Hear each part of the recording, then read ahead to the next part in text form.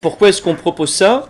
En tout cas, clairement, parce qu'il y a un besoin de mieux connaître notre foi, de mieux la comprendre, de partager ensemble dessus. Voilà. Alors, ce soir, je vais faire un peu une introduction à ce que c'est que le catéchisme de l'Église catholique. Et puis, donc si vous souhaitez revenir, à partir de la prochaine fois, on entrera encore plus dans le vif du sujet. Enfin, en fait, je vais le faire un peu ce soir, hein, mais en faisant donc une lecture suivie, c'est-à-dire qu'on va se servir comme base de ce texte, puisqu'il existe, et qu'il est voilà, une parole sûre sur ce que c'est que la foi de l'Église. On le fera aussi ensemble parce que si vous avez déjà un peu mis votre nez dans le catéchisme de l'Église catholique, c'est très utile comme une encyclopédie, mais de la même manière que c'est pas très passionnant de lire le Larousse ou l'Encyclopédie Universalis de A à Z le soir dans son lit. Enfin, ça peut être utile pour s'endormir, mais sinon c'est pas très utile. Mais le catéchisme, c'est pareil, il y a un côté un peu sec, difficile. C'est fait pour piocher ici ou là des articles.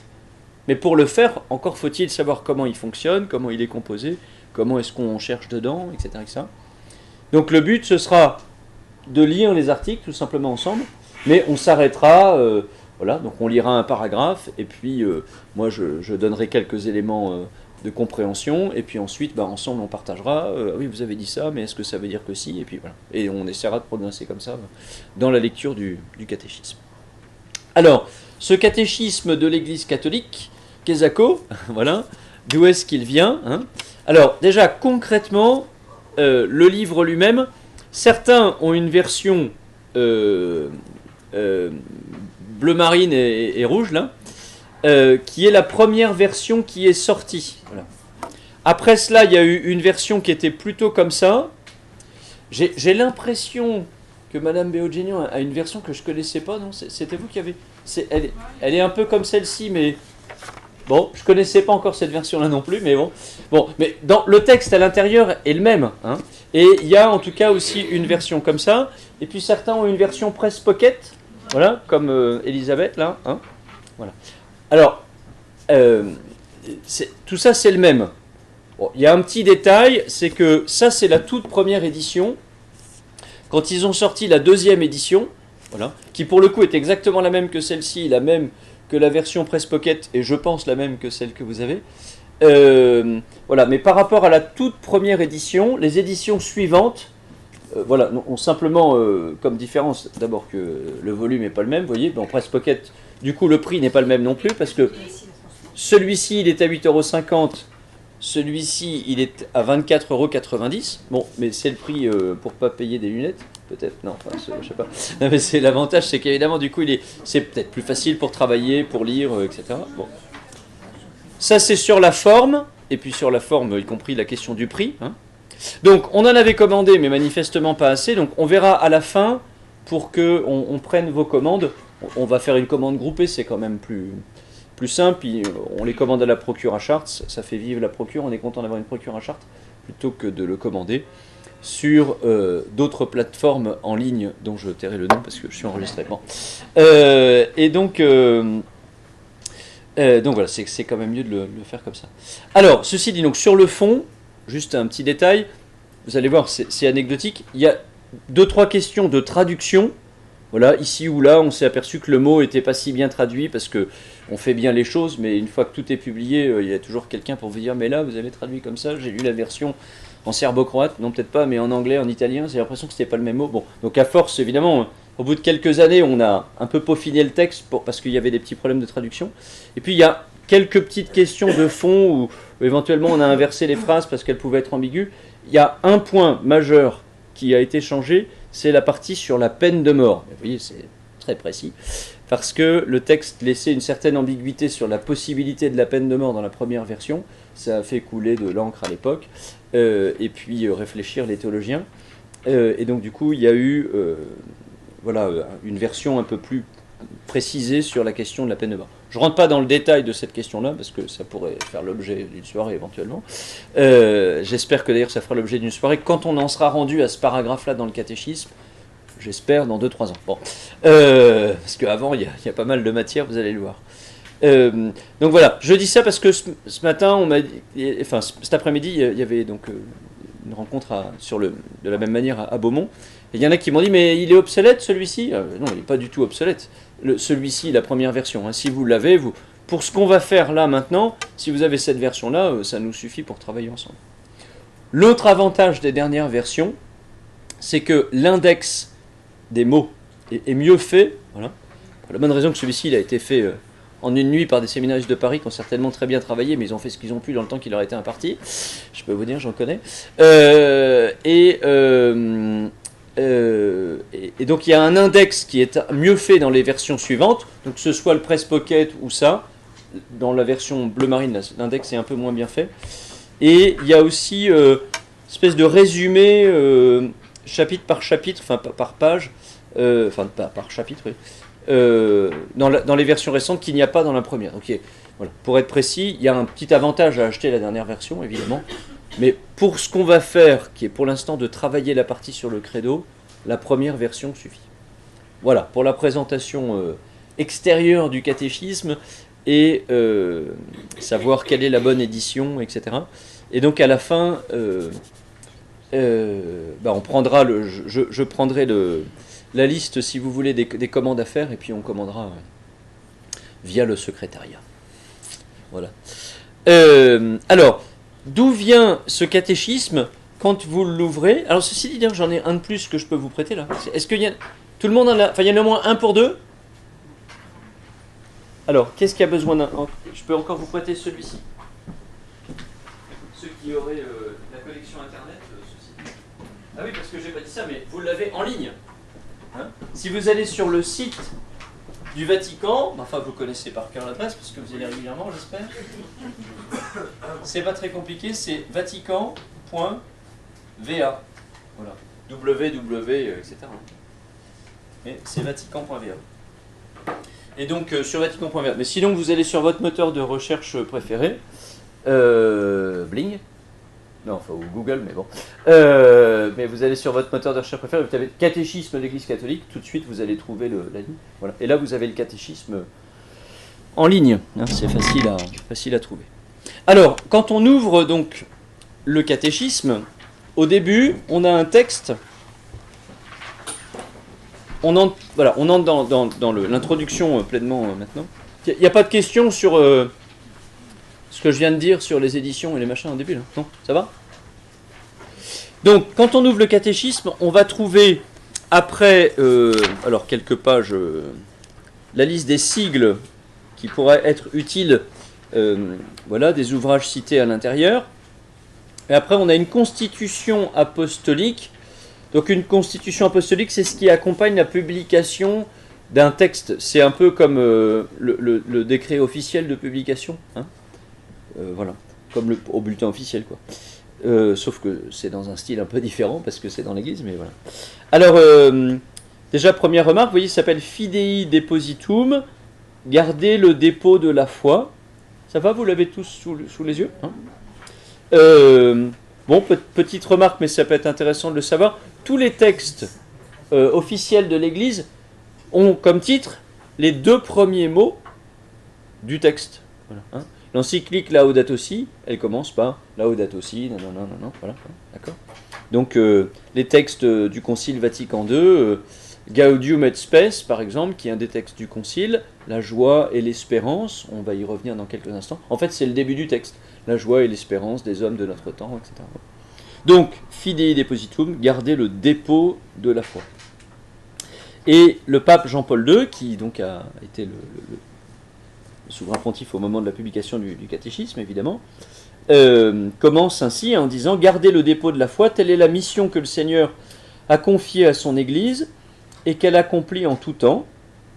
Le deuxième concile œcuménique du Vatican, ouvert voici 30 ans par mon prédécesseur Jean XXIII, d'heureuse mémoire, avait pour intention et pour désir de mettre en lumière la mission apostolique et pastorale de l'Église et d'amener tous les hommes, par le resplendissement de la vérité de l'Évangile, à rechercher, à recevoir l'amour du Christ qui est au-dessus de tout. » Donc, on sent que, évidemment, le but de ce catéchisme, c'est de garder le dépôt de la foi et de nous aider à le garder.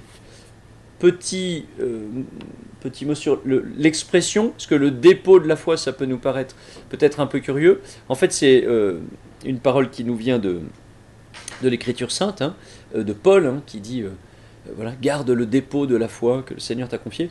Donc le dépôt, c'est pas au sens négatif de la lie du vin, encore que quand il y a du dépôt dans le jus de pomme, c'est qu'il est garanti bio, et qu'éventuellement il vient de chez les Klein d'ailleurs.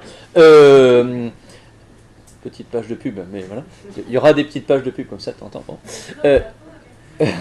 Non, il n'y a pas de com inversé, Marino, pas de souci. Et donc, en tout cas, le dépôt de la foi, hein, c'est la foi qui a été déposée dans nos cœurs. Enfin, c'est au sens simple du terme. Mais c'est une expression qu'on utilise dans l'Église, voilà. Garder le dépôt de la foi, c'est-à-dire ce qui nous a été livré. Hein, ce qui nous a été livré. Vous savez que c'est le sens du mot tradition, d'ailleurs. Hein. La tradition, c'est ce qui est livré, donné. Donc ça a un rapport avec la révélation. Donc garder le dépôt de la foi, c'est la même chose que dire garder la révélation. En fait, c'est ça que ça signifie. Alors, donc on ne va pas lire toute la Constitution, vous pourrez la lire chez vous, mais ce serait un peu indigeste à lire comme ça. C'était juste pour vous inviter à la lire, justement. En tout cas, on pressent, voilà, qu'on est dans le cadre très précis du 30e anniversaire du Concile Vatican II. En fait, pour le 25e anniversaire de la clôture du Concile. Je rappelle peut-être les dates du Concile, c'est pas inutile, puisque nous n'étions pas nés. Enfin, je veux dire, pour certains, pardon. 11 octobre 1962, l'ouverture du Concile. Hein. 11 octobre 1962, c'est le pape Jean XXIII, évidemment, qui ouvre le Concile Vatican II, alors qu'il vient tout juste d'être élu pour succéder à Pie XII. Hein. Et puis la clôture du Concile, c'est le 7 décembre 1965. Je vous avoue que la raison du 11 octobre m'échappe tout de suite. Sylvain, tu sais pourquoi c'était le 11 octobre, non? Par contre, pourquoi c'était le 7 décembre? Parce que c'était la veille du 8, mais c'est pas une blague. Et en fait, du coup, ça a permis, une fois que le Concile était clôturé, de le confier, évidemment, à la Sainte Vierge par la fête de l'Immaculée Conception, qui est une fête immense en plus, à Rome, enfin dans toute l'Église évidemment, mais à Rome particulièrement. En général, le pape va déposer une couronne, enfin d'ailleurs c'est une grue qu'il fait parce que c'est une énorme couronne de fleurs sur la stèle qui se trouve en face de la Trinité des Monts à Rome, pour ceux qui connaissent le lieu. C'est un lieu, une église confiée à la communauté française. C'est le siège habituel cardinaliste de l'archevêque de Lyon à Rome, hein, Plaza d'Espagne pour ceux qui connaissent cet endroit.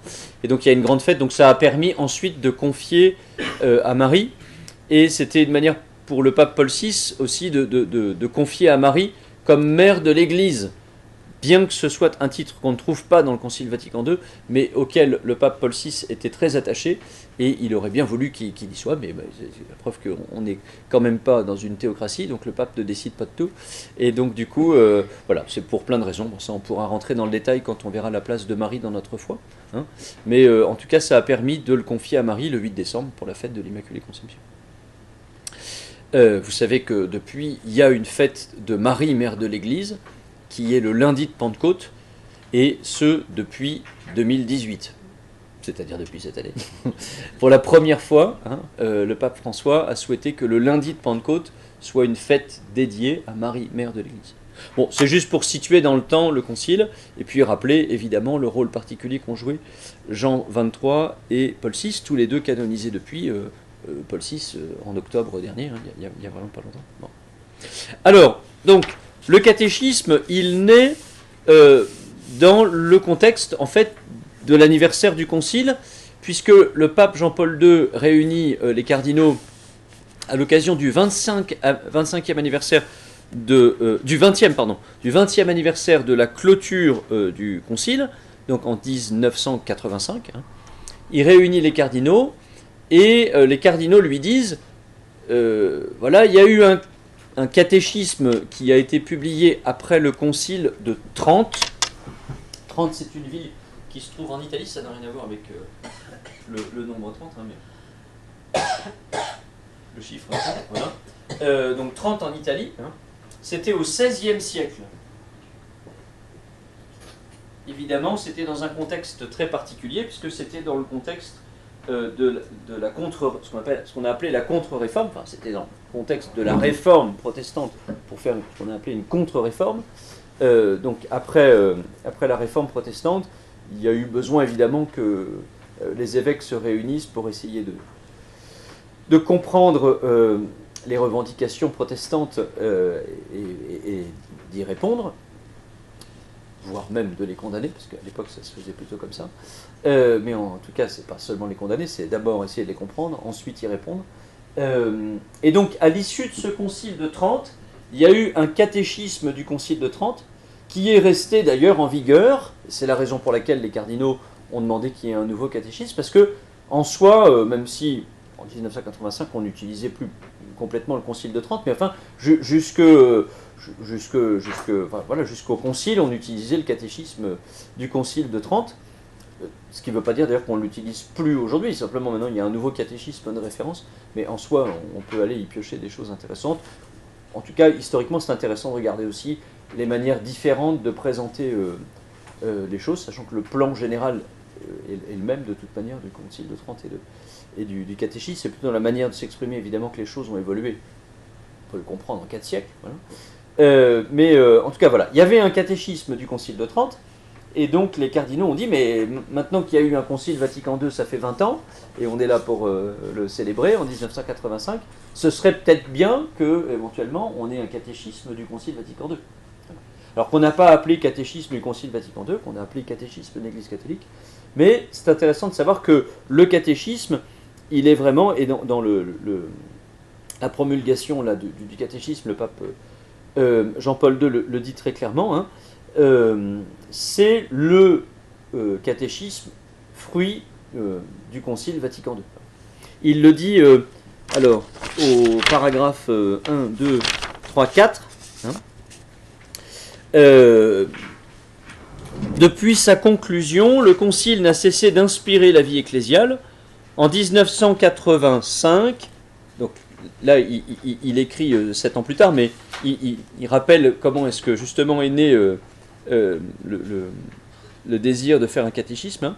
Je pouvais déclarer, pour moi, qui ai eu la grâce spéciale d'y participer et de collaborer activement à son déroulement, Vatican II a toujours été, et est d'une manière particulière en ces années de mon pontificat, le point constant de référence de toute mon action pastorale dans l'effort conscient de traduire ces directives par une application concrète et fidèle au niveau de chaque Église et de toute l'Église. Il faut sans cesse revenir à cette source. Donc ça c'est Jean-Paul II qui disait cela justement à l'occasion du 20e anniversaire de la conclusion du Concile Vatican II. Et donc, si vous lisez après, hein, il dit que ça a été justement à cette occasion-là que les pères conciliaires, hein, les pères synodaux, je veux dire, pardon, ont demandé la rédaction d'un catéchisme. Hein. Ce qui est dit, non pas le paragraphe d'après, mais celui encore après, hein, en cette circonstance, les pères du synode ont émis le vœu que soit rédigé un catéchisme ou compendium de toute la doctrine catholique, tant sur la foi que sur la morale, qui serait comme un texte de référence pour les catéchismes ou compendiums qui sont composés dans les divers pays.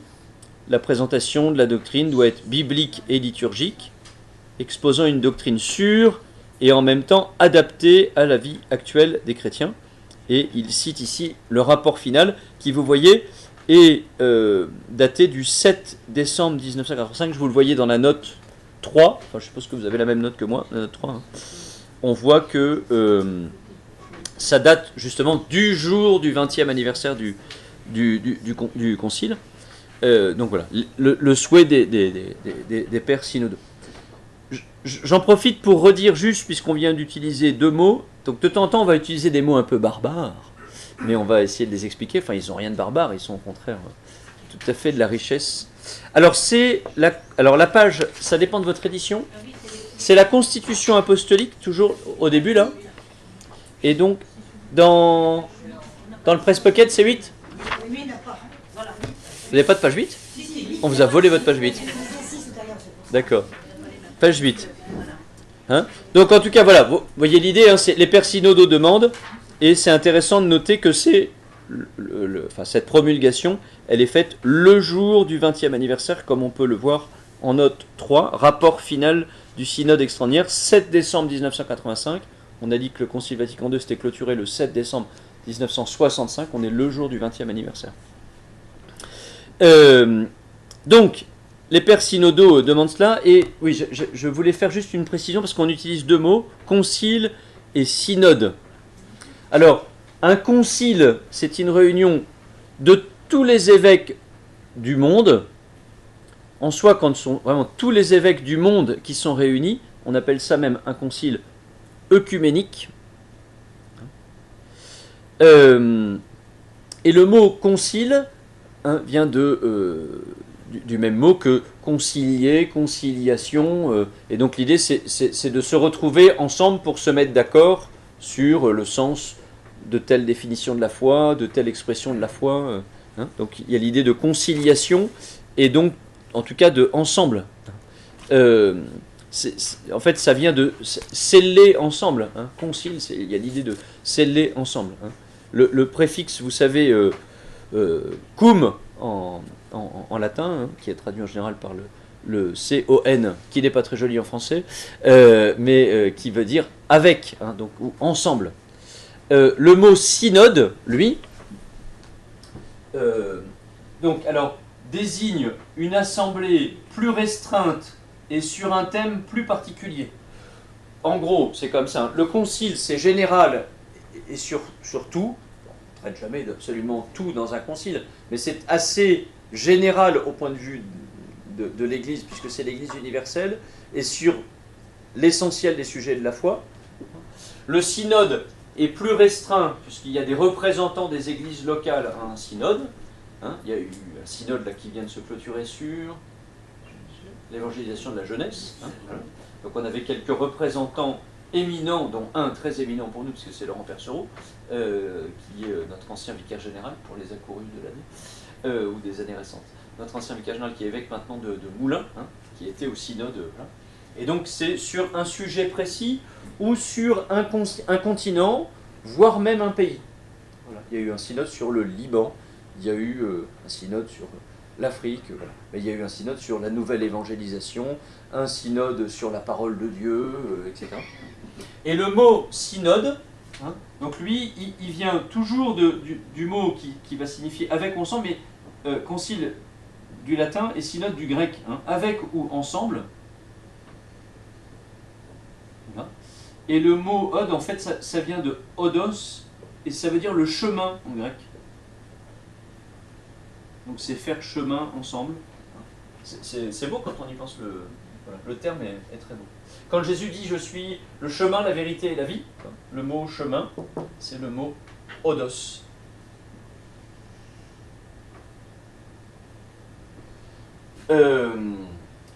Voilà, vous retrouverez le mot, évidemment. Alors, le S-Y-N est rendu parfois par S-Y-M, mais ça c'est pour le bien du français, puisque vous avez le même mot dans symbole, symbole des apôtres. Donc c'est toujours l'idée de avec, et bol, c'est boleng, c'est unir, en fait, c'est qui unit ensemble.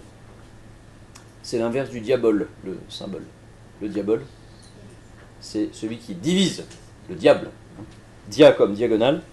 Et donc Bolaigne, c'est celui qui met la diagonale dans l'unité. Et le symbole, c'est au contraire celui qui réunit avec. On ne va pas passer nos soirées à faire du latin et du grec, rassurez-vous. Mais de temps en temps, c'est intéressant d'abord parce que je ne serais pas capable de faire ça, mais de temps en temps, c'est intéressant de faire un peu, voilà, juste de retrouver un peu le sens des mots. Donc voilà, un synode.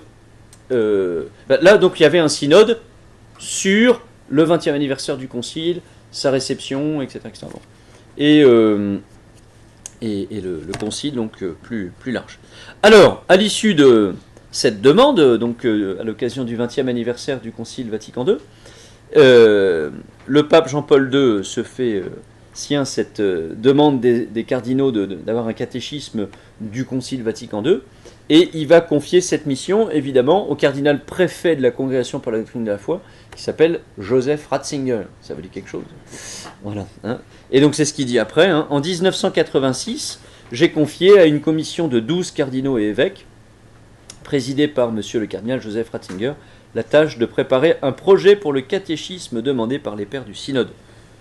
Vous voyez ça, vous avez le grand titre « Itinéraire et esprit de la préparation du texte », un premier paragraphe, et puis un deuxième paragraphe, où on nous dit cela, hein, voilà, ce désir donc de faire un catéchisme confié à la coordination de Joseph Ratzinger. Alors évidemment, il ne va pas lui-même faire le catéchisme, donc ça c'est pour la petite histoire, mais c'est intéressant de savoir. Évidemment, on va donc demander à des théologiens du monde entier de collaborer. Hein. Encore, à l'époque, c'est encore beaucoup d'Européens cependant, hein, mais il y a des gens un peu du monde entier qui sont interrogés pour que, à la fois, on trouve un langage commun, mais qu'on fasse attention à toutes les particularités. Voilà, on n'annonce pas l'évangile de la même manière au Japon qu'au Pérou et à Los Angeles qu'à New York, pour parler même à l'intérieur d'un même pays qui est immense, en Australie et en France. Hein. Mais en même temps, c'est la même foi. Donc il y a des évêques qui vont se voir confier, en fait, chacun une partie du catéchisme. Je vais y venir dans quelques instants sur les différentes parties du catéchisme. Donc ils vont se voir confier chacun une partie du catéchisme, et puis ils vont avoir une équipe autour d'eux, hein, qui vont donc rédiger chacune de ces parties, qui vont se retrouver voilà, pour travailler ensemble et commencer à rédiger.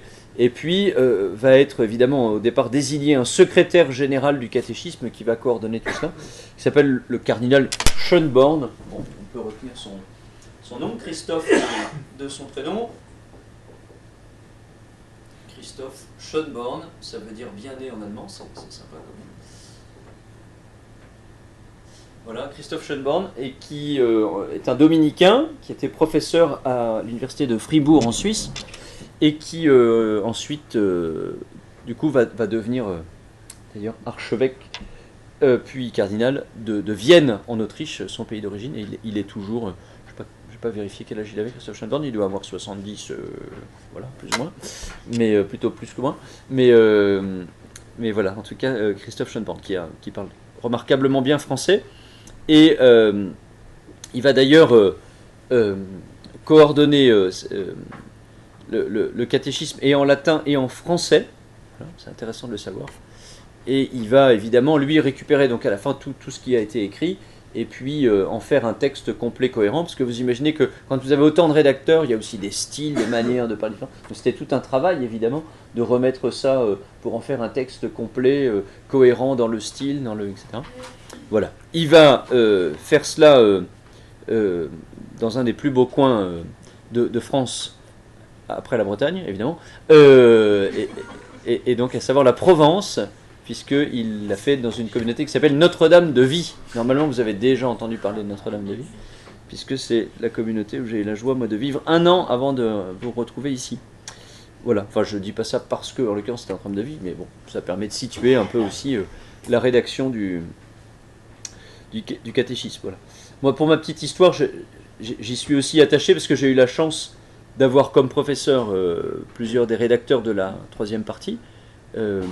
Voilà, d'habiter là où il a été rédigé, enfin fini de rédiger en tout cas, ou d'être synthétisé, et aussi d'étudier là où il était traduit en anglais, parce que quand j'étais à Boston, c'était dans le séminaire qu'il avait été traduit. Donc le catéchisme m'a poursuivi pendant mes années de formation. Donc voilà, ça crée des liens. Ça crée des liens. J'ai une petite question. Pour le concile, on dit que c'est pour concilier tous les catholiques, et que c'est une réunion de tous les évêques du monde. Comment on arrive à faire un concile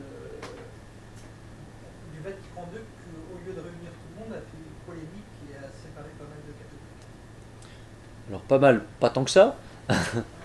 On peut détailler sur cette question-là. Mais alors d'abord, ce qui est intéressant, c'est de savoir qu'au Concile Vatican II, il n'y avait pas que des catholiques d'ailleurs.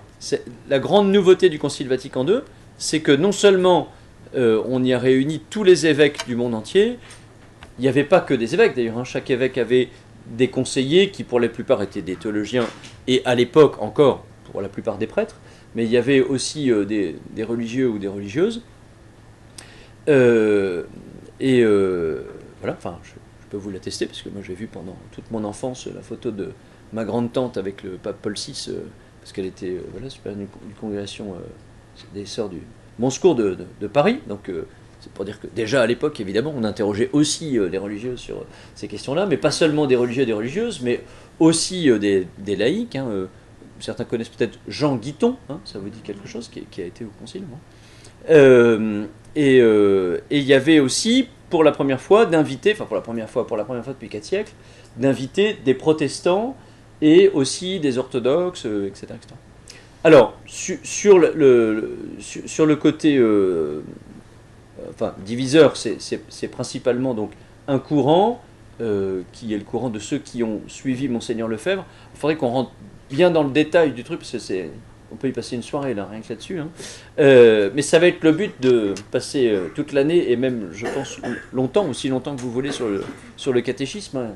Vous pouvez vous douter que si on fait 6 ans de séminaire, on peut y passer quelques soirées une fois par mois. Hein. Donc, en tout cas, la question, c'était la question de, notamment la question de la liberté religieuse. Le pape Jean-Paul II, qui a participé au Concile Vatican II, faisait partie de ceux qui y étaient très attachés. Hein. La question de la liberté religieuse, notamment par rapport au fait que on ne peut évidemment avoir la foi que librement. Nul ne peut être forcé d'avoir la foi pour la bonne raison que, pas seulement ce serait pas bien et qu'il y aurait quelque chose de forcer une conscience, mais parce que par définition, la foi c'est une adhésion personnelle. Sinon c'est pas la foi. C'est l'obligation de la pratique d'une religion extérieure éventuellement, etc. Mais par définition, la foi, il y a une forme d'adhésion personnelle. Bon.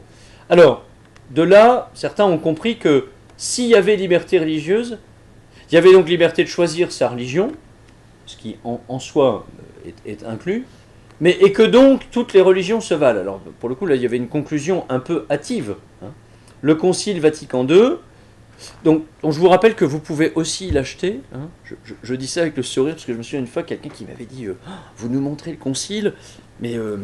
Et alors, du coup, je ne comprenais pas. En fait, la personne pensait que c'était...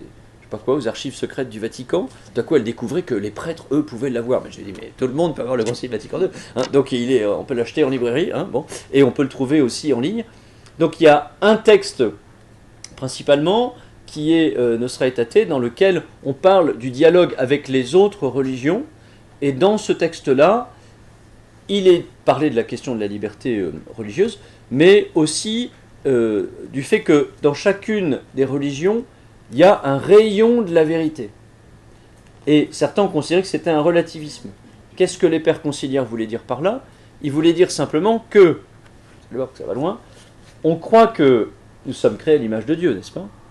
On va voir dans les prochaines fois ce que ça veut dire d'être créé à l'image de Dieu. Mais on croit que nous sommes créés à l'image de Dieu. On croit aussi que le péché originel a altéré l'image de Dieu en nous.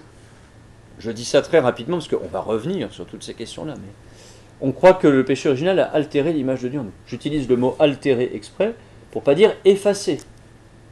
C'est pas si simple que ça, parce que chez saint Augustin, hein, il y a tout un moment où pour lui, il y avait un effacement de l'image de Dieu en nous, puis finalement il s'est rétracté, il a écrit d'ailleurs un texte qui s'appelle les Rétractationes, la rétractation, et il va dire que en fait l'image de Dieu en nous, elle est effectivement altérée mais pas effacée. Pourquoi ?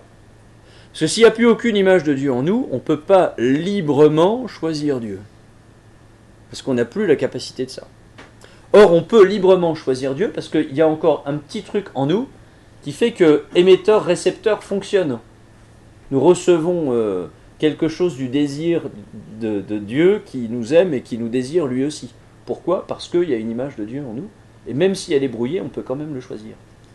Et si l'image de Dieu en nous est brouillée mais pas effacée, alors personne ne peut se tromper absolument sur ce qu'il dit sur Dieu. Et donc même si quelqu'un est d'une autre religion, qui n'est évidemment pour nous pas la vraie, sans jugement personnel de cette personne-là, parce que pour le coup on ne peut pas tout dire, on ne peut pas dire que toutes les religions se valent. Il y a un moment, si on en a choisi une, c'est qu'on pense que c'est quand même celle-ci qui est mieux que l'autre. Mais c'est pas parce qu'on dit que telle religion est meilleure que l'autre, qu'on dit pour autant, à contrario, que ceux qui croient en autre chose, tout ce qu'ils croient, c'est complètement faux. C'est-à-dire que quand un musulman confesse, par exemple, que Dieu est miséricordieux, évidemment, c'est pas parce qu'il dit qu'il est miséricordieux qu'il dit la même chose que nous quand on dit qu'il est miséricordieux. Mais par contre, il ne se trompe pas complètement dans l'idée que Dieu est miséricordieux. Dans le détail, on s'apercevra que peut-être c'est pas tout à fait la même chose, mais il ne se trompe pas complètement. Quand un musulman dit qu'il faut adorer ou vénérer Dieu, quand un juif, quand un shintoïste, voilà, un adorateur des arbres, ben, il pressent quelque chose, qu'en tout cas que la vie est plus grande que lui. Bref, on ne se trompe pas complètement. Vous voyez, c'est profond, hein, c'est lié à la compréhension qu'on a de ce que c'est que d'être image de Dieu, ce que c'est que le péché originel, ce que ça veut dire qu'il altère, et non pas qu'il efface l'image de Dieu en nous, et du coup, du fait de la possibilité d'une libre adhésion, et même nécessaire libre adhésion, sans quoi il n'y a plus la foi. Mais un certain nombre, quelques-uns, peu finalement, ont, à partir de là, trouvé que c'était un relativisme. Bon, après, il y a eu plein de conséquences liturgiques, etc., mais là, on ne va pas faire la soirée là-dessus, sinon ce serait un peu long. Mais la base de ça, c'est vraiment la question de la liberté religieuse et de ce que c'est que, finalement, l'image de Dieu. Ça va ? Bon, voilà.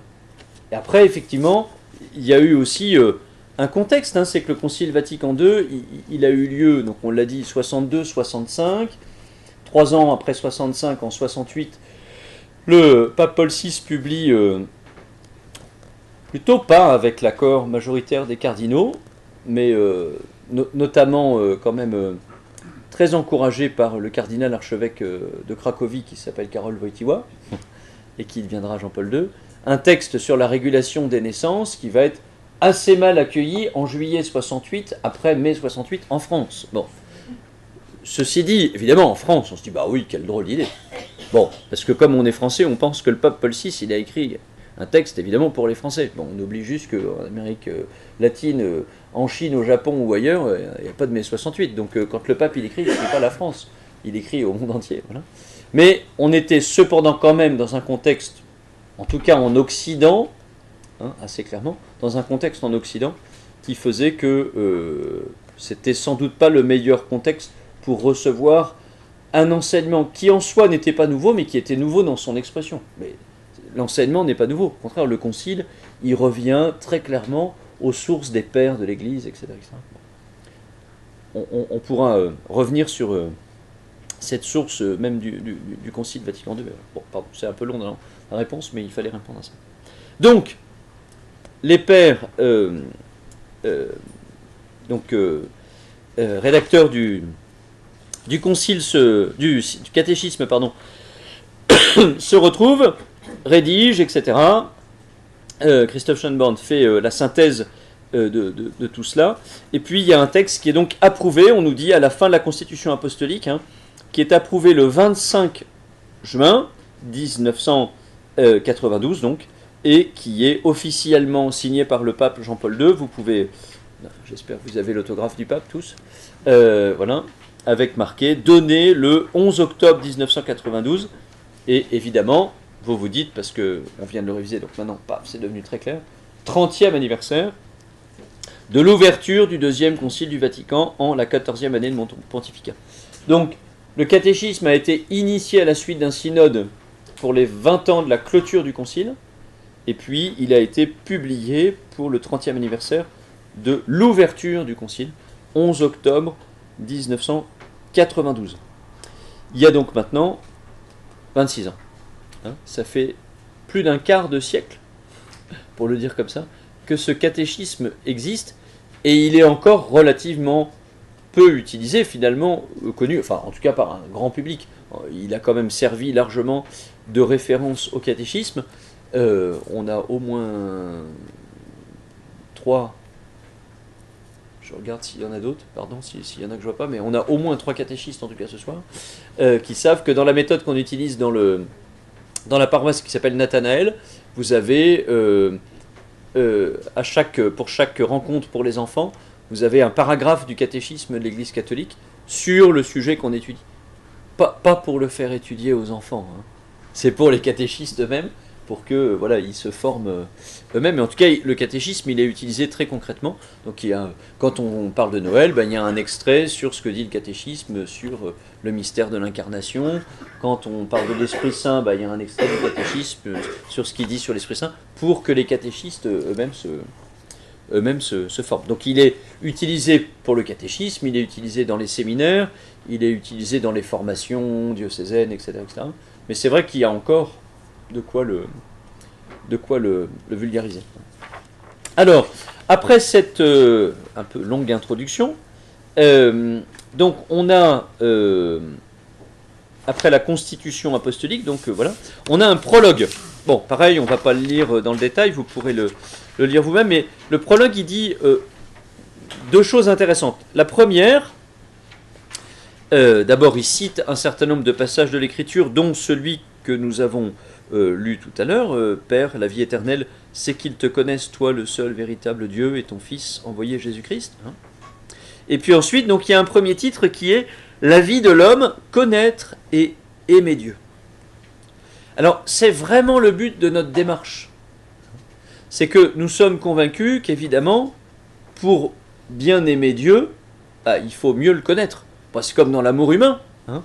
Quand vous aimez quelqu'un, vous avez envie de mieux le connaître, vous oubliez plus son anniversaire, ce qui l'intéresse vous intéresse, enfin, ou pas, mais en tout cas ça vous intéresse parce que ça l'intéresse. Bon, vous détestez le foot, mais vous mettez à vous intéresser parce que ça intéresse la personne que vous aimez. Bon. En tout cas, vous essayez de faire des efforts, bref, vous essayez de mieux le connaître et de mieux le comprendre, et le comprenant mieux, vous l'aimez mieux, l'aimant mieux, vous cherchez à mieux le connaître, hein. Bon, et avec Dieu, c'est pareil. Hein. Donc, ça va être le but de la démarche, hein, c'est évidemment de mieux connaître Dieu pour mieux l'aimer. C'est ce qu'on a mis d'ailleurs sur notre tract, hein, vous avez vu, mieux connaître notre foi, mieux aimer Dieu, mieux l'annoncer, parce que on sera aussi d'autant plus à l'aise pour rendre compte de l'espérance qui est en nous. C'est une expression qui se trouve dans la première, je pense, épître de Pierre. Ouais. Comment ? C'est beau ça, hein, vous avez vu ? Donc 1 Pierre 13, 15. Rendez 3, 15, pardon. Oui, parce que 13, on est en dehors de la. Cité dans l'introduction. Ah bah merveilleux. Ouais. Donc 1 Pierre, je veux 13, pardon, 3, 15. Vous savez comment on cite hein, les textes de l'Écriture hein. Donc on a là où les lettres qui indiquent, qui donnent un indice sur ce que c'est. Donc P pour Pierre, vous allez avoir MT pour Matthieu, MC pour Marc, LC pour Luc, voilà, et JN pour Jean. Et puis ensuite vous avez donc le chapitre 3, verset 15. Si c'est 15 à 25, je ne sais pas si ça existe, hein. Donc, je ne sais pas si ça va jusqu'à 25. Donc c'est évidemment, on va mettre un trait d'union et puis 25. Bon, en tout cas, rendre compte de l'espérance qui est en nous. Et alors, il y a quelques rares livres de l'Écriture, vous savez, qui ont le même nom. Samuel, il y a 1 Samuel, 2 Samuel. Bon, pareil, il y a 1 Pierre et 2 Pierre. Donc c'est pour ça qu'on met 1 avant, hein, pour savoir si c'est la première ou la deuxième lettre de Pierre. Vous avez 1, 2, 3 Jean. Voilà. Enfin, il y en a quelques-unes comme ça. 1er Corinthiens, 2e Corinthiens. Donc, en tout cas, rendre compte de l'espérance qui est en nous. Donc c'est vraiment ce qu'on va essayer de faire comme démarche. Hein. D'autant que, nous le savons, mais un certain nombre ne le savent pas, mais ce désir profond qu'on a en nous, de la vie et de l'amour, d'aimer et d'être aimé. Enfin, on est tous faits pour ça, on sent bien profondément. Hein, je connais quand même pas beaucoup de gens qui se lèvent le matin en se disant pourvu qu'aujourd'hui je sois détesté et je déteste. Enfin, je veux dire, c'est quand même pas le but premier de la vie. Bon, alors parfois il y a des gens qui sont détestables, je sais pas quoi, et détestants, mais c'est pas le but de la vie. Bon, après on a certains jours on est de mauvaise humeur, mais c'est pas de cet ordre-là. En tout cas, notre mauvaise humeur ne donne pas tout le sens de notre vie, Dieu merci, hein, profondément. Et même chez ceux qui parfois font le mal.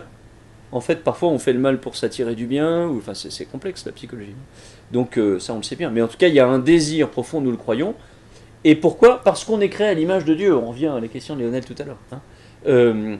Voilà, c'est vraiment cette idée que parce que nous sommes créés à l'image de Dieu, ben, nous sommes faits pour le trouver, le rencontrer, nous épanouir en lui. Hein. C'est le cri de saint Augustin. Hein, vous savez qu'il a mis un petit peu de temps à se convertir. Il a fallu beaucoup de larmes de sa mère Monique pour qu'il se convertisse. Et puis il a fini par découvrir cela. en disant « Je te cherchais à l'extérieur de moi, toi qui étant à l'intérieur de moi ». Voilà, il se rend compte que son désir profond qu'il a de la vie, y compris par le fait qu'il brûlait cette vie par les deux bouts, comme on dit, bien finalement, derrière ces désirs parfois complètement désordonnés, il y avait un désir profond de Dieu, il le découvre, hein, et il a ce très beau cri, hein, « Viens Seigneur, car notre cœur est sans repos, tant qu'il demeure loin de toi ». C'est très beau ça. « Viens Seigneur, car notre cœur est sans repos, tant qu'il demeure loin de toi ». Donc saint Augustin va dire ça. Alors c'est ce que dit le catéchisme. D'abord, il pose cette affirmation. Dieu, infiniment parfait et bienheureux en lui-même, dans un dessein de pure bonté, a librement créé l'homme pour le faire participer à sa vie bienheureuse. En effet, pour le bonheur et pour le bonheur en Dieu. C'est merveilleux de se le dire. Voilà. Mais on va, évidemment, à travers le catéchisme, eh bien, grandir dans le bonheur en grandissant dans la connaissance de Dieu. J'en profite tout de suite pour dire que vous voyez que sur le côté de ce paragraphe que je viens de lire, il y a un petit numéro 1, voilà. En dessous du paragraphe qui suit, il y a un numéro 2, en dessous, un numéro 3, etc. Bon, jusqu'à la fin du catéchisme. On donne toujours comme référence pour le catéchisme, évidemment, le numéro du paragraphe. Car si je vous dis page 22, bah évidemment, selon l'édition que vous avez, c'est pas la même chose à la page 22. Hein, dans le Presse Pocket ou dans le grand format, c'est pas tout à fait pareil. Par contre, évidemment, les numéros de référence sont toujours les mêmes. Donc, tout simplement, de la même manière qu'on donne les références bibliques comme cela, je vais sortir un petit... Je vais avoir les doigts bleus à la fin de la soirée. Un petit effaceur. Donc, le catéchisme, hein, tout simplement, on le cite en mettant catéchisme de l'Église catholique, c'est-à-dire CEC, dit CEC parfois par certains, bon voilà, c'est plus ou moins joli, et puis bah, après il y a le chiffre 1, 2, 3, 4, 5, enfin voilà. Hein. Donc si je vous dis catéchisme de l'Église catholique 156, c'est pas page 156, mais c'est paragraphe. Bon, on pourrait mettre paragraphe, mais en général on met pas, on met simplement CEC 156, ça veut dire paragraphe 156. Alors après avoir donc affirmé qu'on est fait pour connaître Dieu, que c'est là le sens profond de notre vie, hein, on nous dit aussi que, eh bien, connaissant Dieu, on a envie de l'annoncer, et la catéchèse, elle est au service de cela. Petite précision, là encore, donc souvent je vais procéder comme ça, petite précision, voilà, les mots, hein. Donc la catéchèse, ça veut dire l'enseignement, en fait, tout simplement, hein, l'enseignement sur la foi, particulièrement. Et en général, on distingue catéchèse de catéchisme. Voilà. Le catéchisme, c'est plutôt normalement la méthode, voilà, ou l'ouvrage utilisé, c'est un catéchisme pour faire de la catéchèse. Il y a un tas d'autres distinctions subtiles. Il n'empêche que, voilà, je ne connais pas beaucoup d'enfants de 8 ans qui vous disent « je vais faire ce matin de la catéchèse ». En général, il dit « je vais au caté ». Et en fait, du catéchisme, je fais du catéchisme. Mais vous voyez, c'est par abus de langage, en fait. C'est comme si on disait « je fais du code » au lieu de dire « je fais du droit ». Enfin, vous voyez, il y a un peu... Bon, voilà. Bon, enfin, peu importe. En tout cas, catéchèse, comme le dit ici au paragraphe 4, le catéchisme, c'est le mot qu'on a utilisé depuis toujours pour, voilà, dans l'Église, parler des efforts entrepris pour faire des disciples, aider les hommes à croire que Jésus est le Fils de Dieu, afin que par la foi, ils aient la vie en son nom. Ça, c'est allusion à Saint Jean, hein, ce qu'on a lu tout à l'heure, pour les éduquer, les instruire dans cette vie et construire ainsi le corps du Christ. Voilà, on nous redit que le catéchisme... c'est que la catéchèse, c'est donc une éducation de la foi. Pardon, je vais couper ça parce que... Hop là, j'ai un petit truc qui apparaît sur mon écran qui est gênant. Et puis, ensuite, évidemment, on nous rappelle que c'est pas nouveau. Hein. Il y a eu, évidemment, bien des efforts de fait, hein, notamment par ceux qu'on appelle les pères de l'Église. Alors, on nous en parle au paragraphe 8. La période de renouveau de l'Église sont aussi des temps forts de la catéchèse. Ainsi, voit-on à la grande époque des pères de l'Église, de saint évêques qui consacraient une part importante de leur ministère. Les pères de l'Église, on appelle pères de l'Église, donc en fait les théologiens des premiers siècles, ceux qui ont commencé à expliciter la Bible. Une fois que la Bible a été écrite, la datation de la fin de la rédaction de la Bible, c'est un peu variable selon les écoles d'exégèse, mais en gros, au plus tôt c'est 70, au plus tard c'est 90. Bon, voilà. Une fois que le texte lui-même a été écrit, il a fallu encore l'expliciter. Puis petit à petit d'ailleurs, on a aussi dit, bah, ça c'est des textes vraiment bibliques et inspirés, ça n'en est pas. C'est ce qu'on appelle le canon des Écritures. On va en parler dans le catéchisme. Hein. Donc à un moment, on a dit, bah voilà, ça c'est la Bible. Alors l'Ancien Testament c'était déjà un peu stabilisé, encore que, mais le Nouveau, ça a eu besoin, après la rédaction, que ce soit accueilli, etc. Bon, sachant que, comme vous le savez, d'abord la parole a été transmise à l'oral, puis petit à petit elle a été mise par écrit, et puis à un moment, il y a eu un canon des Écritures. Bon, sachant que vous n'oubliez pas qu'on ne trouvait pas à la librairie du coin la Bible, hein, Monsieur Gutenberg n'était pas encore passé par là, donc c'était pas tout à fait comme ça que ça se passait. Et puis, il y avait tellement peu de gens qui savaient lire que ça se passait surtout par la prédication orale et la répétition orale, etc. Mais donc, les pères de l'Église sont les premiers qui ont commenté les textes de l'Écriture, les ont explicités, les ont mis en valeur. On verra largement dans le catéchisme comment, parce qu'on va voir plein de citations des pères de l'Église. Parce que c'est une des grandes richesses du Concile Vatican II, d'avoir remis en valeur les pères de l'Église. Non pas qu'on les avait perdus dans la nuit des temps, hein, le cardinal Newman, s'il n'était pas au ciel, se retournerait dans sa tombe, mais parce que, voilà, le cardinal Newman, au XIXe siècle, a déjà mis en valeur l'importance remis en valeur l'importance des pères de l'Église.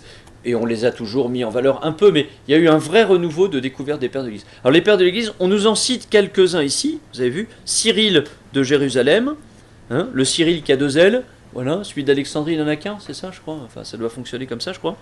D'où le fait qu'il y a des Cyril avec 2 ailes et d'autres avec un seul aile, bon, on sait lesquels volent le mieux, mais... oui, avec 2 ailes, on vole mieux, bon bref. Saint Jean Chrysostome, bouche d'or, c'est ce que veut dire Chrysostome, bouche d'or. Ce sont plutôt des pères grecs, tout simplement parce qu'ils écrivaient en grec. Hein. Et puis Saint Ambroise et Saint Augustin, bon voilà, et bien d'autres pères, on en connaît d'autres. Hein, donc Ambroise et Augustin sont donc des pères latins. On divise les pères comme ça, il y a les pères grecs quand ils écrivent en grec, les pères latins quand ils écrivent en latin. Bon, c'est aussi simple que ça. Voilà, alors Augustin, au moins vous connaissez, Ambroise peut-être aussi, il était de Milan. Hein. Si vous aimez le miel, vous savez que Saint Ambroise en était... saint patron, voilà, enfin pas du miel, mais des apiculteurs, voilà, parce qu'il s'était pris une ruche sur la tête quand il était tout bébé et qu'il n'en est pas mort. Bon, voilà. Enfin, c'est ce qu'on raconte en tout cas, c'est pour ça qu'il est patron des apiculteurs. Ambroise, qui était à l'origine de la conversion d'Augustin. Bon, vous connaissez d'autres noms, sans doute, hein, Marido, Léon, par exemple. Enfin, je dis ça parce que Marido, elle a un petit-fils qui s'appelle Léon. Léon le Grand, voilà, grand-père de l'Église. Qui a écrit notamment beaucoup de choses très belles sur la nativité. Vous pourrez lire un tout petit extrait de ce que Saint Léon dit sur l'épiphanie dans Horizon, donc qui va arriver demain. Dans la page centrale, il y a une petite citation de Saint Léon le Grand. Bon, voilà. On pourrait citer bien d'autres noms, hein, voilà, de pères de l'Église. Selon...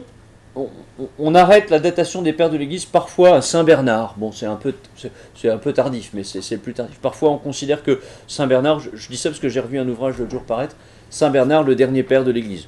Enfin, Saint Bernard, ça commence à être quand même un peu au-delà d'eux, mais on considère parfois Saint Bernard, 11e siècle, hein, comme un père de l'Église. Donc après, on nous dit qu'il y a eu d'autres catéchèses faites par de saints évêques. Bon, voilà, peut-être Charles Borromée vous dit quelque chose, qu'on cite au paragraphe 9, c'était un évêque de Milan. Je ne suis pas sûr que Saint-Pierre Canisius, encore moins Toribio de Montgrovero, voilà, vous disent quelque chose. Robert Bellarmin, peut-être, parce que si vous avez connu quelques jésuites, le Bellarminum, c'est le noviciat des jésuites. Et donc Saint Robert Bellarmin, c'était un père jésuite. Et puis ensuite, on nous dit, voilà, l'apport particulier du pape Paul VI. On refait très rapidement une histoire des catéchismes.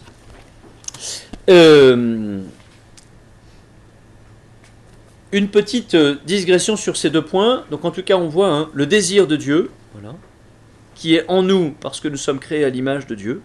C'est ça qui motive notre compréhension de la foi et notre désir de mieux connaître Dieu, mieux le connaître pour mieux l'aimer une fois qu'on le connaît mieux, voilà. Et puis, évidemment, l'annonce de l'évangile au service duquel sont les catéchismes et les catéchèses. Petit détail sur ce qui nous est dit ici. Vous voyez que ce qui est derrière tout ça, c'est la question de l'articulation de la foi et de la raison, ou la question de ce qu'on appelle l'intelligence de la foi. Alors, attention, quand je parle d'intelligence de la foi, ça ne veut pas dire qu'il y en a qui sont assez intelligents pour avoir la foi, et que donc du coup, il y en a qui, eux, ils ne sont pas assez intelligents pour avoir la foi. Gardons-nous bien de dire des choses pareilles. Mais on parle d'intelligence de la foi parce que on essaye de comprendre, en la lisant de l'intérieur, ce que c'est que la foi. Intelligence de la foi. C'est le sens du mot intelligence, ça veut dire lire de l'intérieur. Essayer de comprendre de l'intérieur ce que c'est que la foi. Interdigere, lire de l'intérieur. En sachant d'ailleurs que le mot lire et lier sont sans doute deux mots de même origine, mais c'est intéressant parce que finalement, en lisant, nous lions, on fait une unité dans tout ça. Voilà. Donc l'intelligence de la foi ou l'articulation foi et raison, c'est ça qui est derrière en fait. Pourquoi est-ce que c'est un enjeu essentiel ? D'abord parce que c'est des choses sur lesquelles souvent on nous interpelle. Ce que vous nous dites là, c'est du pipeau. Bon, voilà, c'est gentil, vos histoires de vie éternelle, de Dieu qui se fait homme, etc., etc. Mais enfin, bon voilà, il y en a qui disent c'est du pipeau. Et quand ils disent c'est du pipeau, ça veut dire c'est le fruit de votre imagination, voire même vous déraisonnez, quoi. Donc c'est pas raisonnable de croire. Si justement le but de ce qu'on va faire, c'est d'essayer de voir que, évidemment, la foi n'est pas une question de niveau intellectuel ou je sais pas quoi, ça n'aurait pas de sens. Mais par contre, la foi n'est pas non plus une espèce de lumière naïve qui remplacerait l'intelligence.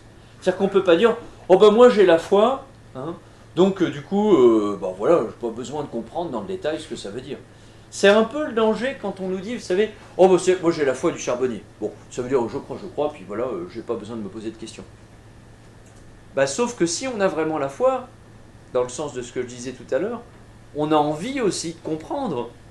Parce que si on a la foi, c'est qu'on aime Dieu. Et si on aime Dieu, on a envie de le comprendre. C'est pas possible autrement. Alors, sauf si on veut dire par foi du charbonnier, pour défendre la proposition, le fait que, cependant, si ça doit s'articuler, si je ne peux pas me contenter de dire « Ah ben j'ai la foi, pas besoin de rentrer dans les détails, tout ça c'est bien compliqué. » Voilà. Si on veut dire ça, c'est pas juste. Si on veut dire par là, attention, ce qui compte, c'est vraiment cet élan du cœur profond, pour le dire ainsi, qui est mon adhésion à Dieu, et je le distingue de la raison qui est autre chose. Là oui, effectivement, on peut parler de foi du charbonnier. Mais vous voyez, il faut distinguer, mais pas séparer. Et c'est une règle essentielle, d'ailleurs c'est la règle même essentielle de la définition de ce que c'est que Jésus, puisqu'au concile de Chalcédoine, on définit le fait qu'on croit que Jésus est une personne, en deux natures, voilà, vrai Dieu, vrai homme, sans confusion ni séparation. Et ce critère appelé de Chalcédoine, on peut l'appliquer dans beaucoup de choses dans notre foi. Monseigneur Perrier, d'heureuse mémoire, comme disait tout à l'heure Jean-Paul II à propos de Jean XXIII, Monseigneur Perrier, qui a été notre évêque à une époque, qui est devenu ensuite évêque de Lourdes, il a écrit dans un commentaire d'une encyclique du pape Jean-Paul II qui s'appelle « La splendeur de la vérité », que la conjonction de coordination catholique, c'est pas ou, c'est est. Et donc il faut toujours tenir les deux. Voilà. Il n'y a pas la foi sans la raison, mais c'est pas la même chose et c'est pas séparable. D'accord ? Ce que je veux dire par là, c'est que la foi,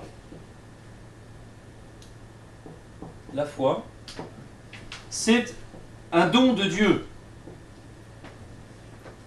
C'est un don de Dieu. Pardon, je vais un peu trop vite dans mes flèches. La foi, c'est un don de Dieu fait à l'homme. Voilà. Et comme le disait un de mes chers professeurs, quand je dis les hommes, j'embrasse les femmes. Certains connaissent l'expression parce que j'ai déjà utilisé, mais j'aimais beaucoup quand il disait ça. Voilà.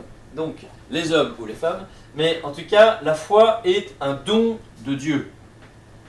Mais vous savez que la foi, donc, est un don de Dieu. À ce moment-là, c'est ce qu'on appelle la foi théologale, hein, la vertu théologale de foi, qui nous est donnée par le baptême, théologal. Voilà. Mais la foi, c'est aussi une adhésion de l'homme à Dieu. Et d'ailleurs, on pourrait faire une toute petite flèche ici, qui représenterait le fait que, il y a d'ailleurs une pichenette au départ, qui vient plutôt de la partie de la création, de cette partie de l'image de Dieu en nous, qui n'est pas complètement effacée par le péché originel, qui fait qu'on est capable, quand on est un adulte, sans avoir reçu le baptême, comment ça se passe pour un adulte qui n'a pas reçu encore la foi, puisqu'il n'est pas encore baptisé, pour adhérer dans la foi à Dieu? Ça veut bien dire qu'il y a quelque chose en lui, de l'image de Dieu, qui est encore là, et qui lui permet d'adhérer à la foi. Mais en même temps, ce n'est pas suffisant, il lui faudra le baptême pour être renouvelé dans la grâce de Dieu et grandir dans la lumière. Il y a un concile qui a défini ça, qui s'appelle le concile d'Orange. S'en est passé des choses en France et en Provence, n'est-ce pas? Le concile d'Orange, hein, qui définit cette question-là. Bon, en tout cas, vous voyez bien, c'est très important de se dire que la foi, c'est un don de Dieu, mais c'est aussi la réponse de l'homme à Dieu. Je reçois la foi dans le baptême, et quand je dis « je crois », c'est bien moi qui, avec mon intelligence, certes, par le don que j'ai reçu de Dieu, mais c'est moi qui adhère à Dieu. Et en même temps, la foi, c'est aussi un contenu. Le fameux dépôt de la foi. Le dépôt de la foi. On pourrait dire les articles de la foi, ceux justement qu'on va détailler dans le catéchisme de l'Église catholique. Et vous voyez, c'est là où il faut articuler, voilà, distinguer sans séparer. Mais il faut bien le faire parce que, je le disais cet après-midi, je pense à William qu'on a enterré ce matin, voilà, qui était quelqu'un qui avait eu des convulsions quand il était enfant et qui était du coup resté un peu handicapé et qui a vécu pendant 40 ans à la maison de retraite de Thiron, qui venait fidèlement à la messe, qui aimait aller à Lourdes et qui aimait chanter Ave Maria. Et il avait la foi profonde. Ben, évidemment, la capacité que quelqu'un qui a un handicap a de transmettre sa foi ben, est forcément pas la même que la personne qui a un doctorat de théologie ou de quelqu'un qui a essayé de faire du catéchisme, qui a grandi la foi, qui va à la messe tous les dimanches et qui fait ce qu'il peut pour grandir dans la foi. Mais du point de vue du rendre compte de la foi, évidemment, il y a un degré différent, mais d'un point de vue de l'adhésion à Dieu, vous voyez, ça n'aurait aucun sens de dire que tant qu'on n'a pas un doctorat en théologie, on n'a pas autant adhéré à Dieu que celui qui ne pourra jamais avoir un doctorat en théologie. Ça n'aurait aucun sens de dire ça. Donc il faut distinguer et en même temps il faut articuler. C'est-à-dire qu'on se doit, par contre, c'est ce qu'on dit notamment un petit peu à nos collégiens, mais eux ils sont moins motivés par ça, mais nos lycéens, eux, ils ne sont plus. Quand je leur dis, bah, maintenant que voilà, vous vous débrouillez un peu en anglais, bon, enfin, d'ailleurs parfois c'est plutôt un peu que beaucoup, mais ben, c'est pas normal que vous sachiez plein de trucs en maths, en SVT et en je sais pas quoi, et puis que vous ayez toujours la même connaissance de la foi que quand vous étiez en 6e. Ça, c'est pas possible. Donc il faut quand même que... Donc, ils vont pas tous être capables de faire un doctorat en théologie, c'est pas le problème. Par contre, il faut que, avec ce qu'ils ont comme intelligence à leur âge, bah, ils puissent grandir dans le fait de rendre compte de la foi qui est là. Et donc le catéchisme, il nous met dans ce prologue, devant cette question-là, voilà, la foi est essentielle, mais elle doit aussi entrer dans une forme de compréhension, d'intelligence, etc., de croissance. Alors, je finis en vous disant, du coup on a... voilà, on n'a pas encore débordé, en vous annonçant la suite. Donc, peut-être en regardant simplement comment le catéchisme est constitué. Alors, si vous avez le tract qui vous a été donné et qui vous a permis peut-être de venir ici, vous avez remarqué qu'au dos, vous avez le plan du catéchisme, le plan synthétique. Alors, retenez d'une manière simple que le catéchisme, il est en 4 parties. La foi, la liturgie, la morale, la prière. Bon, ça c'est la version très brève, c'est un peu plus détaillé que ça, mais par contre on peut retenir ça parce que voilà. Alors, chaque partie est divisée en 2 sections. Donc la première, c'est plutôt la profession de foi, et c'est la partie sur laquelle je propose que, justement, on se penche cette année. qu'on commence à se pencher cette année, parce que je ne suis même pas sûr que cette année, on aura fini tout ce qui est dit sur la profession de foi pour la fin de l'année. On verra le rythme auquel on va avancer. Et donc, à chaque fois, il y a deux sections. Donc, première section et deuxième section. La première, c'est « Je crois, nous croyons ». C'est ce que nous ferons la prochaine fois. En tout cas, ce que nous commencerons la prochaine fois. Voilà, c'est quoi de croire? C'est quoi ce désir de Dieu? Est-ce que l'homme est capable de Dieu? Dieu est trop grand, on ne peut pas connaître Dieu, ou si on peut le connaître. Qu'est-ce que ça veut dire qu'il se révèle à nous, etc., etc. Bon, voilà, vous verrez comment le catéchisme dit cela, et puis on essaiera de le comprendre ensemble à la lumière des pères de l'Église et puis des conciles. Hein. Et puis la deuxième partie, pour le faire simple, c'est un commentaire du credo. Alors retenez déjà qu'il y a ça, c'est très intéressant. Si quelqu'un vous dit, ça veut dire quoi au fait que Jésus il est descendu aux enfers, le pauvre Jésus quand même? Il n'y avait pas de péché Jésus, pourquoi il était aux enfers?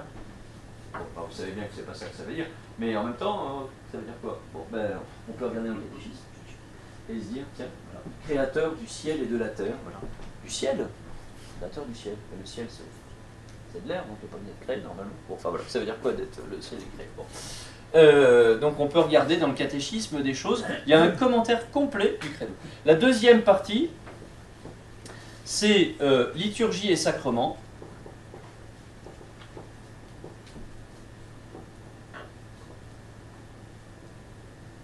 Liturgie et sacrement. Alors, vous avez un mini-plan, en fait je suis en train de vous dire ça, mais vous avez remarqué, hein, au paragraphe 14-15, hein, paragraphe 14-15, on vous présente la structure du catéchisme, hein, dans le prologue. Là. Donc c'est ce que je suis en train de faire au tableau, mais vous l'avez là sous les yeux. Donc vous avez là aussi deux sections. Tant que j'aille me coucher, parce que si j'écris 2 avant 1, c'est que je ne sais même plus compter, pardon. 1 et 2, donc toujours deux sections.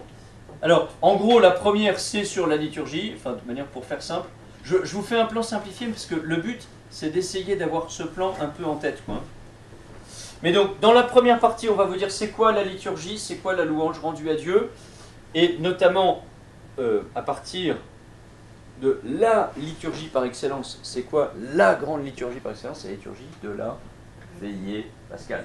La veillée pascale, c'est le résumé de notre foi, tous ces 6 beaux textes, la joie d'être enfin à la messe pour 3 heures, pas une petite messe d'1 heure comme chaque dimanche, vraie messe, 3 heures. Voilà. Bon. Donc du coup on nous explique ce que c'est que la veillée pascale.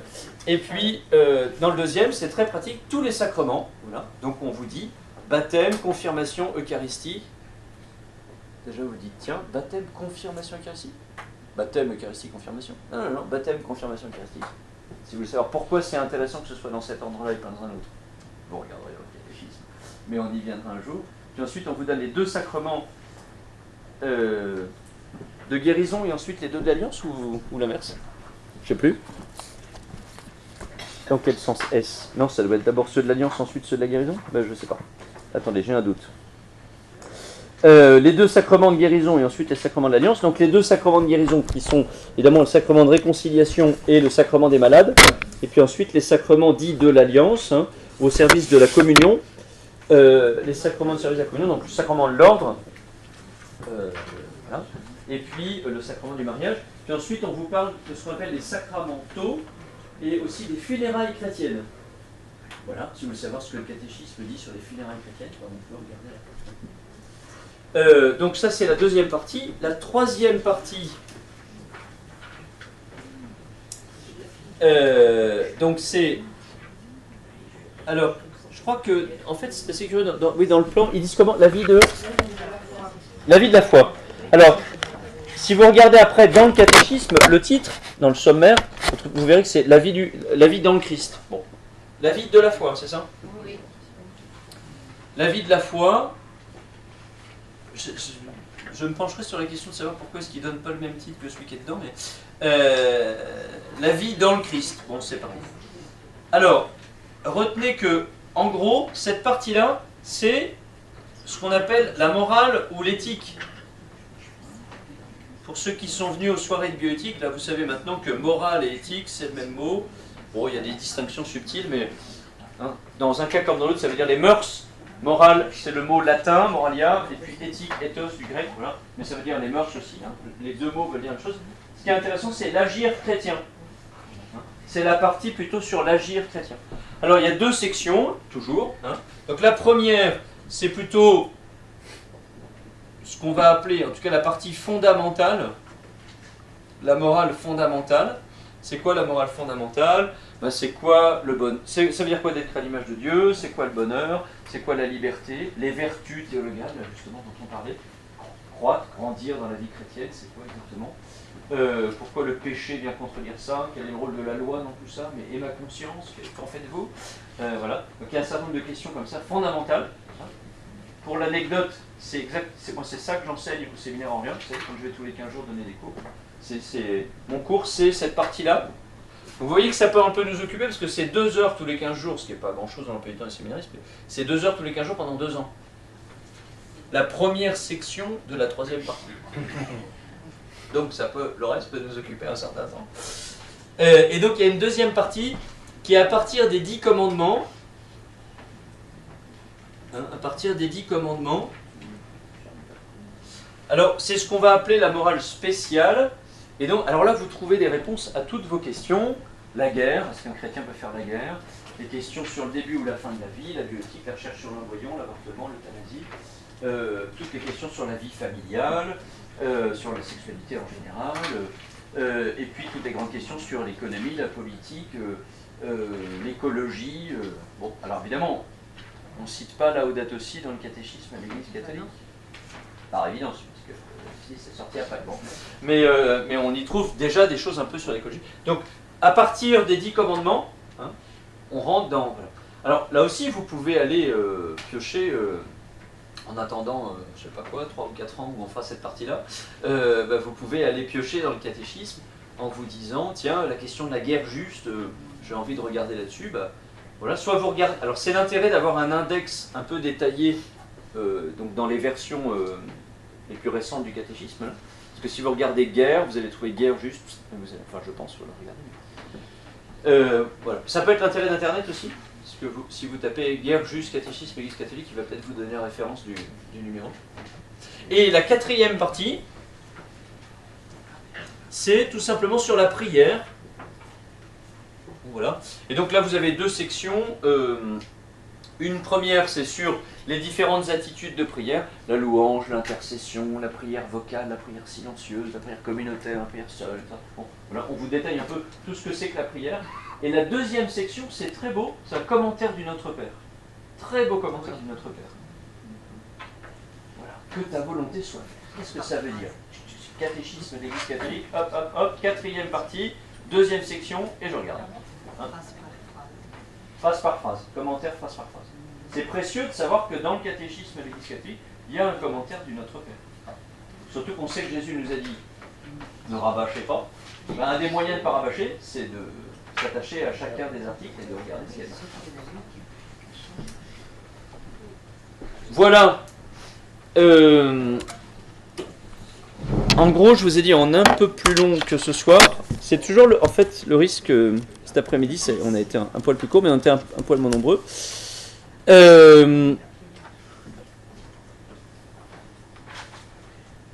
Et donc du coup, en tout cas, oui, dans l'ensemble, c'est ce que je voulais vous dire ce soir. Alors, la prochaine fois, pour nous mettre l'eau à la bouche et ne pas nous coucher trop tard, vous avez remarqué qu'on a presque respecté les horaires ce soir. Hein. Vous avez entendu qu'il y avait de la neige demain? Bon, c'est pour ça. Voilà. Non, je blague. Donc, en tout cas, la prochaine fois, on va donc s'attaquer au paragraphe 26. Vous verrez que le paragraphe 26, hein, il reprend le plan, il rappelle le plan général, hein, avant d'exposer la foi de l'Église telle qu'elle est confessée dans le credo, commentaire du credo ici, hein, célébré dans la liturgie, c'est la 2e partie, vécu dans la pratique des commandements, c'est la 3e partie, et dans la prière, c'est la 4e partie, vous voyez. Alors ça c'est très catéchiste, c'est très romain, enfin c'est très on prend des prologues, on résume ce qu'on a dit et ce qu'on va dire. Bon, enfin, c'est une habile transition, hein, c'est très bien construit. Donc avant de faire tout ça, demandons-nous ce que signifie croire. La foi est la réponse de l'homme à Dieu qui se révèle et se donne à lui. Tiens, ah ben j'ai effacé mon schéma, mais hein, c'est le schéma que je faisais tout à l'heure, tout simplement. Hein, mais voilà. En apportant en même temps une lumière surabondante à l'homme en quête du sens ultime de sa vie. Nous considérons dès lors d'abord cette quête de l'homme, chapitre 1er, puis la révélation divine, dans laquelle Dieu vient au-devant de l'homme, enfin la réponse de la foi, chapitre 1. Donc voilà, la prochaine fois, on va attaquer ça, et donc on va regarder, voilà, qu'est-ce que c'est que ce désir de Dieu, les voies d'accès à la connaissance de Dieu, la connaissance de Dieu selon l'Église. Hein, vous voyez, quand on va s'occuper de ça, déjà, comment parler de Dieu. Bon. Donc on va regarder, je vous proposerai hein, tout simplement de lire, on va lire les paragraphes pour s'attaquer au texte, et puis, donc si on a lu avant une fois, peut-être ça peut aider, hein, voilà. C'est bien, mais il faut juste pas...